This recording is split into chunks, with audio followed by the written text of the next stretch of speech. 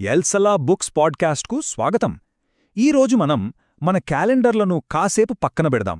అసలు సంవత్సరం అనేది క్యాలెండర్లోని తేదీలతో కాకుండా పొలాల్లో పంట చేతికొచ్చినప్పుడు మొదలయ్యే ఒక పాతకాలపు విధానం గురించి మాట్లాడుకుందాం. ఆ ఆలోచనే మనల్ని నేరుగా ఆబీబు అనే నెల దగ్గరికి తీసుకువెడుతుంది. ఒక్కసారి ఆలోచించండి. మన కొత్త సంవత్సరం వేడుకలు జనవరి 1న కాకుండా పొలాల్లో పండిన మొదటి పంటతో మొదలైతే ఎలా ఉంటుంది? వినడానికే చాలా భిన్నంగా ఉంది కదూ. కాని ఆబీబు నెల వెనక ఉన్న అసలైన కాన్సెప్టే ఇదే. సరే, మొదటి భాగంలోకి వెళ్దాం. సంవత్సరం యొక్క నిజమైన ప్రారంభం. ఈ సెక్షన్లో పురాతన యూదుల క్యాలెండర్లో మొట్టమొదటి నెల ఏంటి, దాని ప్రాముఖ్యత ఏంటి అనే విషయాలు చూద్దాం. అసలు విషయం ఏంటంటే, ఇది ఎవరో మనుషులు కూర్చుని నిర్ణయించింది కాదు. బైబుల్ ప్రకారం దేవుడే స్వయంగా చెప్పారు, ఆబీబు నెలనే సంవత్సరం యొక్క మొదటి నెలగా పరిగణించాలని. అంటే వాళ్ల క్యాలెండర్ మొత్తానికి ఇదే పునాది అనమాట. ఇప్పుడు చూడండి, ఇక్కడ ఓ ఆసక్తికరమైన విషయం ఉంది. కాలక్రమేణా ఈ పేరు ఎలా మారిందో తెలుసా? మొదట్లో అంటే బాబిలోనియన్ చెరకు ముందు దీని అసలు పేరు ఆబీబు. కాని ఆ తర్వాత వాళ్లు దాన్ని నీసాను అని పిలవడం మొదలుపెట్టారు. అందుకే బహుశా ఆబీబు అనే పేరు మనలో చాలామందికి అంతగా పరిచయం లేకపోవచ్చు. ఇక రెండో భాగానికొస్తే, పేరులోనే ఉన్న అర్థం. అసలు ఆబీబు అనేది కేవలం ఒక పేరు కాదు. ఆ పేరులోనే ఆ కాలానికి సంబంధించిన ఎంతో సమాచారం దాగి ఉంది. అదేంటో ఇప్పుడు చూద్దాం. హీబ్రూ భాషలో ఆబీబు అనే పదానికి అక్షరాల పచ్చని ధాన్యకు కంకులు అని అర్థం. అంటే ఇదేదో కవిత్వం కోసం వాడిన పదం కాదు. ఇది ఒక ప్రత్యక్ష వర్ణన. ఆ నెల ప్రాముఖ్యత మొత్తం ఆ ఒక్క పేరులోనే ఇమిడి ఉంది.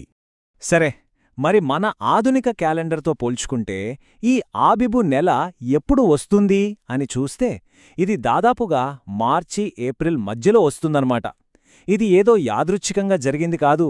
ఎందుకంటే ఇజ్రాయేలులో బార్లీ పంట కోతకు వచ్చేది సరిగ్గా ఇదే సమయంలో. అంటే ఇక్కడ మనం అర్థం చేసుకోవాల్సిన కీలకమైన విషయం ఒకటుంది. వాళ్ల క్యాలెండర్ కేవలం అంకెల జాబితా కాదు. అది ప్రకృతితో, వ్యవసాయంతో పూర్తిగా ముడిపడుంది. ఆ నెల పేరు ఆ నెలలో పొలాల్లో పరిస్థితి ఎలా ఉందో చెప్పేది.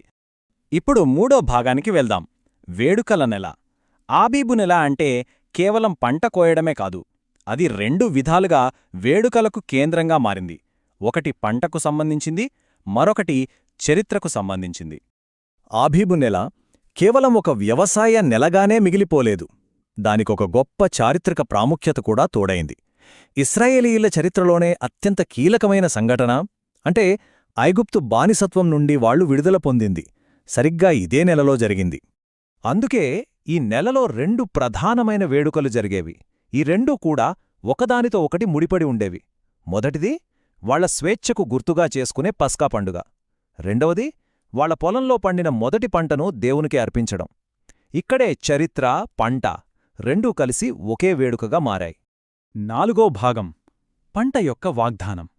ఇప్పుడు మనం ఆబీబుకున్న చివరి, బహుశా అన్నింటికన్నా ముఖ్యమైన అర్థాన్ని చూడబోతున్నాం. ఇది కేవలం గతాన్ని, వర్తమానాన్ని మాత్రమే కాదు, భవిష్యత్తు కోసం ఒక ఆశను, ఒక వాగ్దానాన్ని కూడా సూచించింది. చూడండి, ఆబీబు నెల అంటే కేవలం బార్లీ పంట చేతికొచ్చినందుకు సంబరపడటం మాత్రమే కాదు, అది రాబోయే సంవత్సరం మొత్తానికి ఒక వాగ్దానంగా నిలిచింది. ఈ నెలలో వాళ్లకు అవసరమైన వర్షాన్ని, అలాగే గోధుమ, ద్రాక్షరసం, నూనె వంటి తర్వాతి పంటల సమృద్ధిని దేవుడు వాగ్దానం చేశాడనే బలమైన నమ్మకంతో ఉండేవాళ్లు. సరే, మనం ఇప్పటివరకు నేర్చుకున్నదంతా ఒక్కసారి క్లుప్తంగా చూద్దాం. అబీబు, ఇది కేవలం ఒక నెల పేరు కాదు, ఇది సంవత్సరం యొక్క అసలైన ఆరంభం. దీని అర్థం ధాన్యపు కంకులు. ఇది మార్చ్, ఏప్రిల్ మధ్య వచ్చే బార్లీ పంటతో ముడిపడి ఉంది. అంతకు మించి పస్కా పండుగ లాంటి చారిత్రక సంఘటనలకు, భవిష్యత్ పంటల వాగ్దానానికి ఇది కేంద్రంగా నిలిచింది. అంటే ఇది చరిత్ర, ప్రకృతి మరియు విశ్వాసం కలిసిన ఒక శక్తివంతమైన సమయమన్నమాట. ఈ విశ్లేషణను ఒక చిన్న ప్రశ్నతో ముగిద్దాం. ఆ పాతకాలపు క్యాలెండర్ ప్రకృతికి, విశ్వాసానికి అంతగా అద్దం పడితే, మరి మన ఆధునిక క్యాలెండర్ దాని నెలల పేర్లతో సహా ఈరోజు మనం దేనికి విలువ ఇస్తున్నామో ప్రతిబింబిస్తుందా? ఒక్కసారి ఆలోచించండి. విన్నందుకు ధన్యవాదాలు. మరిన్ని ఇలాంటి విషయాల కోసం మా ఛానల్కు సబ్స్క్రైబ్ చేసుకోండి. బైబిల్ చదవండి, దీవించబడండి.